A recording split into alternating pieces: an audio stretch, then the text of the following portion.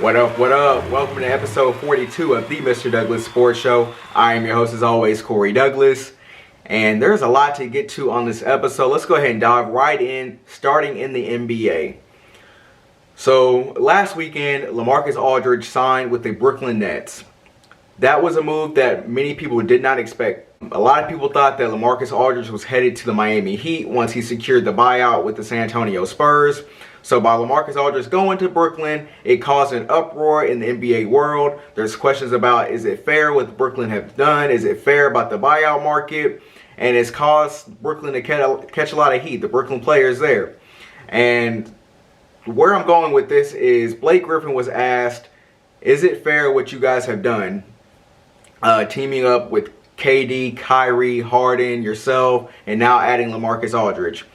To that, Blake Griffin responded saying that for the last 2 years, all I've heard was how bad I am.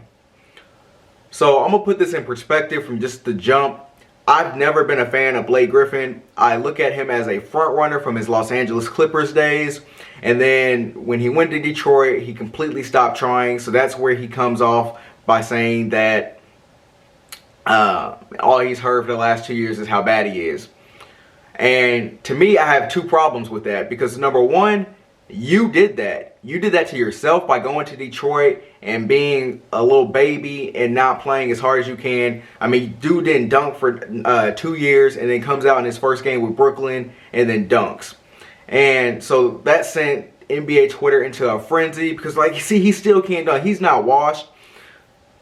He's still washed based off what he was in his prime. But even in his prime, I call him a front runner because what he did in the playoffs with the Clippers was fold every time. It was him, it was DeAndre Jordan, it was Chris Paul, it was Doc Rivers at head coach. The entire team folded every single time. They never made it to a Western Conference Finals, so that means they never made it to the NBA Finals. And then Brooklyn returned to Detroit last week, and he gets out on a break, he finishes a dunk, and this clown has the nerve to mug the Detroit bench. Dude, you have no right to taunt after or showboat to a team that you quit on. There is no type of respect that I have for Blake Griffin.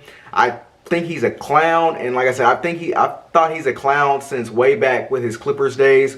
So as hateable as the Clippers were once they got James Harden and with some of the stuff Kyrie's doing, and then KD, what he's done on social media in the past and what he got in hot water with this past week, you're looking at one of the more unlikable franchises in sports right now, and I personally hope they do not finish this job.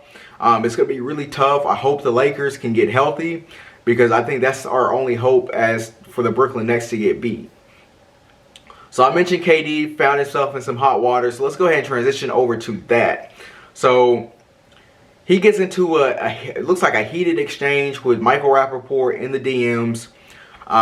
These are messages going all the way back to December from an interview that KD did with NBA on TNT with Charles, Shaq, Kenny, and Ernie. And the mood that KD kind of put off was that he didn't want to be doing this interview, and like the TNT crew was kind of wasting his time at that point in that interview. So they get in a heat exchange in the DMs, and for some reason this week, Michael Rapaport decides to publish those private messages on his Twitter timeline. I'm not going to go over all the messages because, like I said, KD is in a lot of hot water for that. But I have two problems with this. So first of all, Michael Rapaport, what are you doing by exposing private conversations to your timeline to the public?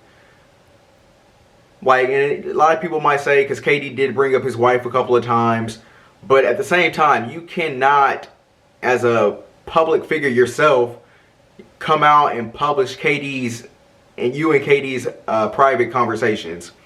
Number two, KD, why are you wasting your time with this? So KD has a long line of just being immature. He used to have a burner account, where he'd go back at fans.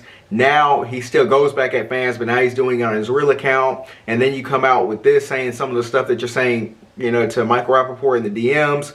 I think these athletes, especially the higher known athletes, they have to take into consideration, what if this becomes public? How am I going to look? What is the perception going to be? And you could come out and say, yeah, I don't really care about it. I said what I said. I'm going to stand by it. But a lot of these athletes, they don't stand by it. They come out with these fake apologies. They're not unsincere apologies. And you just tell it's not genuine. So what I would say to KD is just grow up, dude. Grow up. Stop putting yourself in these situations. And I was saying for the long part of the season, when Kyrie was kind of going in and out of the lineup, just because it seemed like he didn't feel like playing, that KD was kind of looking like the mature one in Brooklyn. But now I see it's still the same KD. He still finds himself in these just ridiculous situations that he doesn't need to put himself in. So, like I said, my message to KD, grow up. Stop getting into these little back and forths with these, to you, random people. Alright, so staying in the NBA, let's go ahead and run down the Dallas Mavericks week since the last time we spoke. So obviously they go 2-2 on the court. They make a trade at the trade deadline, bringing in JJ Redick.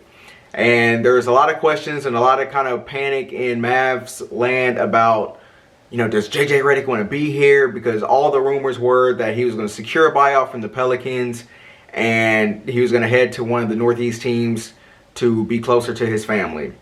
Well, I think he added another layer to that whole story when he went on his podcast and addressed the trade for himself for the first time.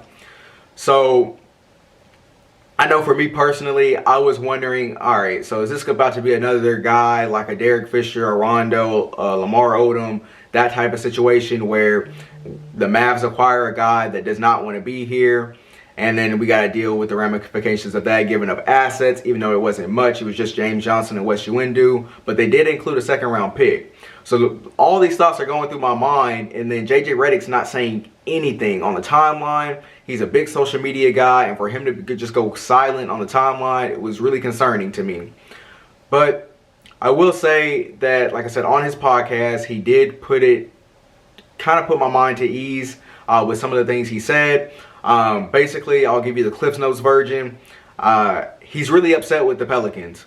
So the whole public did not know that he actually requested a trade back in November before the NBA season started.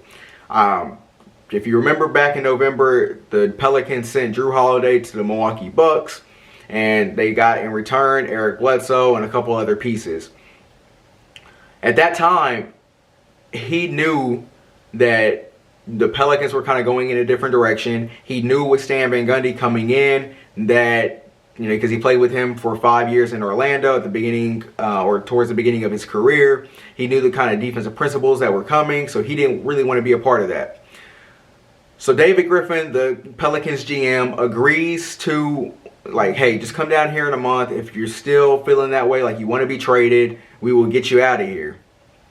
Well, the Pelicans didn't live up to that, which really set JJ Redick off and caused him to speak out on it on his podcast, saying that he's not sure how anybody can go play for that franchise and expect any type of transparency, any type of honesty from the front office when they do stuff like that. And if you think back to the Anthony Davis situation, I don't think they're really similar, but I think going forward with a guy like Zion, I think he's going to remember those type of things, and it could cause some issues down the line when it's time to re-sign him, sign extensions, and so on and so forth.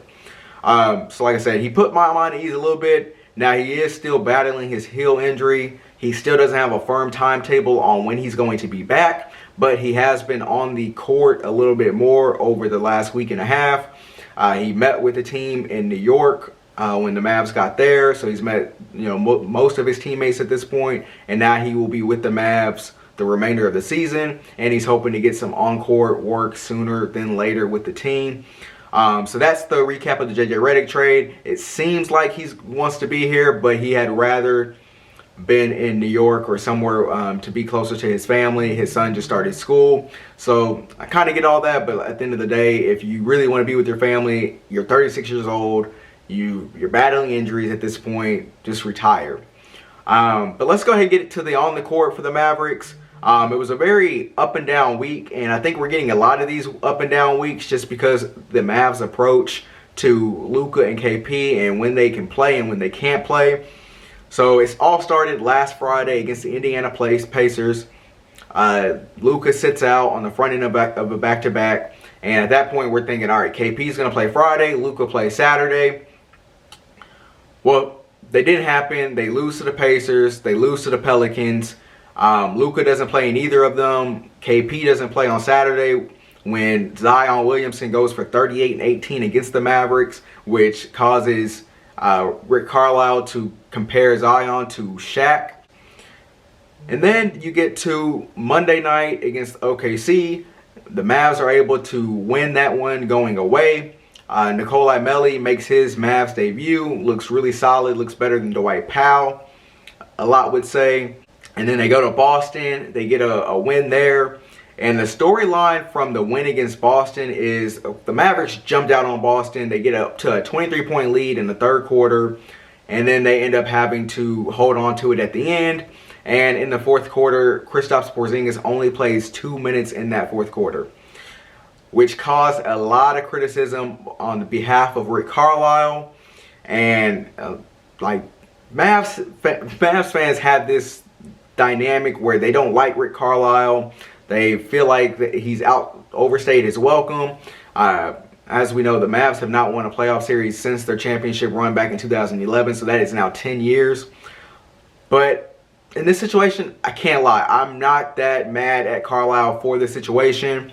But what I am mad at is I'm mad at the body language that Kristaps Porzingis was showing after this, after being held to 2 minutes in the fourth quarter.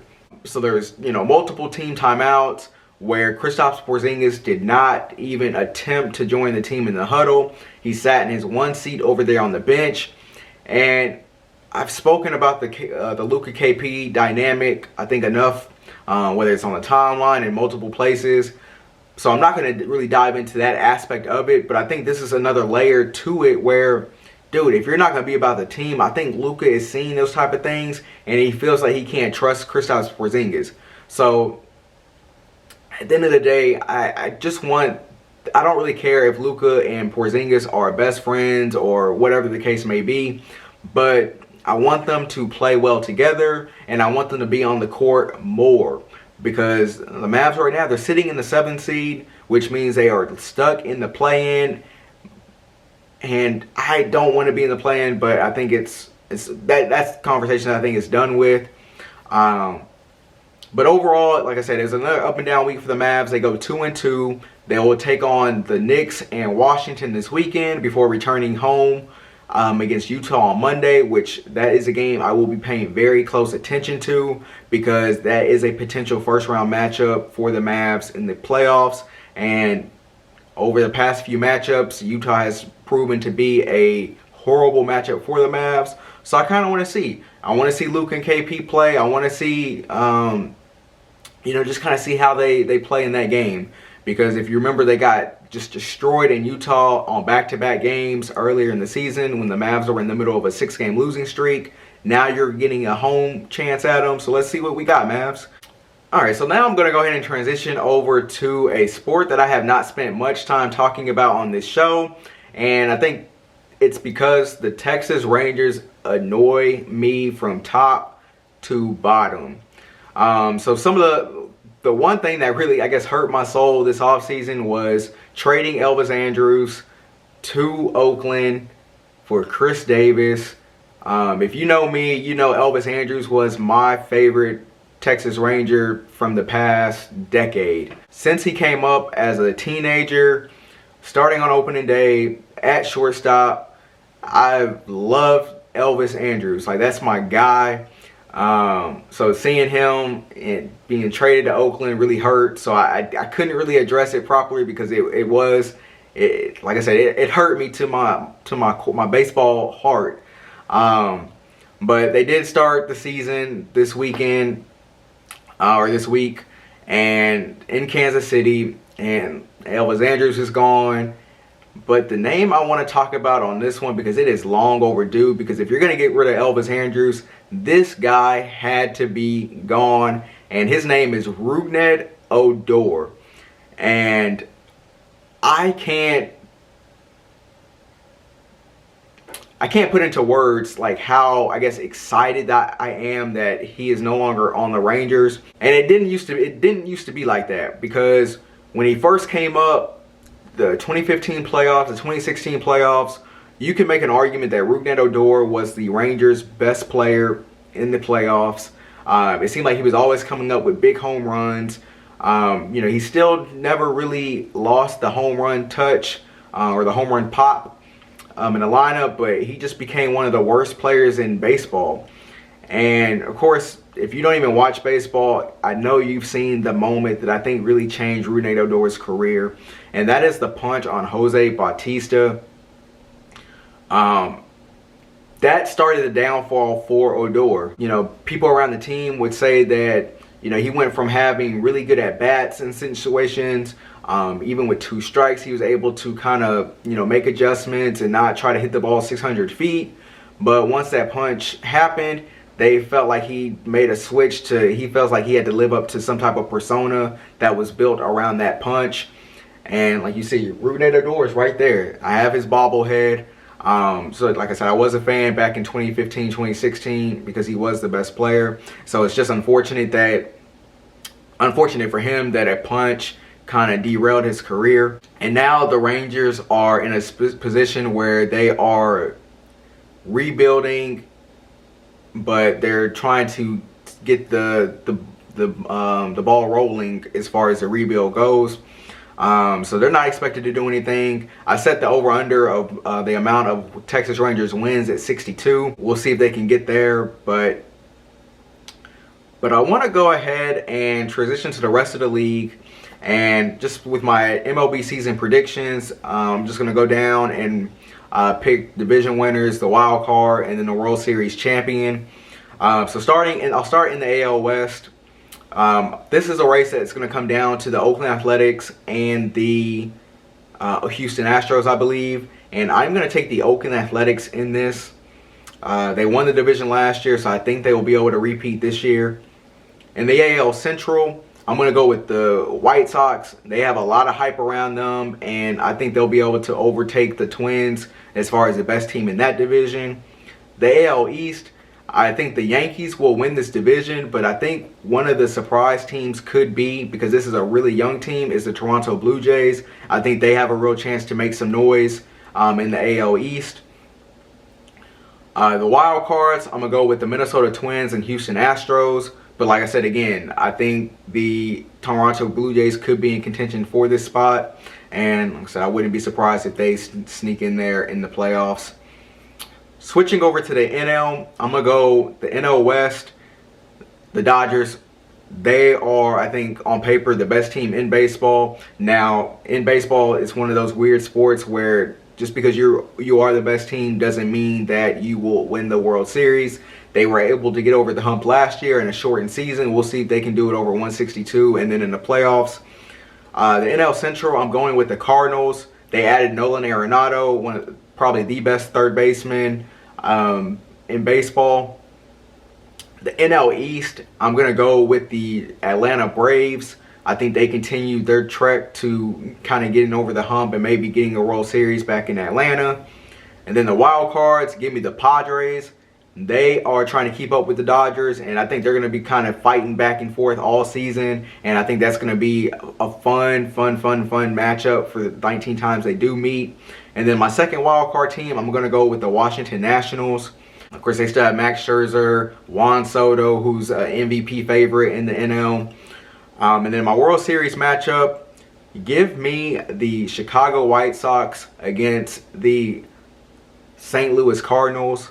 And give me the White Sox to win that matchup. I think it's going to be Dodgers, Cardinals, NLCS. And I think it's going to be the White Sox and Yankees, ALCS. And I think the White Sox and Cardinals will come out of those two matchups. and fight for a World Series title. All right, so those are my baseball predictions. So to close out this show, the NFL announced officially that they are going to a 17-game schedule. And so first off, I hope the players get compensated for that 17th game, because otherwise, like, the players are not going to be happy about this. But, you know, what else is new in the NFL where players aren't happy with the owners and, you know, the higher ups in that industry. But there's 4 matchups that this 17th game created that I am really interested in, I guess. Number 1, you have the Cowboys will go to Foxborough to take on the Patriots. I think that could be a matchup, and the Cowboys have not fared well up in Foxborough the last 4 times they went, so we'll see if they can get back on track this year. The second matchup is the Green Bay Packers versus the Kansas City Chiefs. Aaron Rodgers, Patrick Mahomes. We got robbed of that matchup a couple years ago when Patrick Mahomes got hurt and missed that game against the Packers. The Bucks and Colts, obviously the Super Bowl champion, and the Colts, who many expect to be one of the best teams in the AFC and a chance to come out of the AFC. To some people, not me, because I still need to see Carson Wentz play. And then the last matchup that really excites me is the Los Angeles Rams going to the Baltimore Ravens. I think that game is going to be very, very interesting. Lamar Jackson and his bunch, and then against Matthew Stafford and the Rams. We'll see how that 17th game shakes out in the NFL. Some of the records are going to look nuts now, like 9-8, 10-7. Some of those records are going to look crazy. I felt like 16 games was like the perfect amount of games. It was an even number, and just it's going to be kind of weird. But that's going to do it for this episode of the Mr. Douglas Sports Show. I'm getting out of here. I'll catch y'all next week. Salute.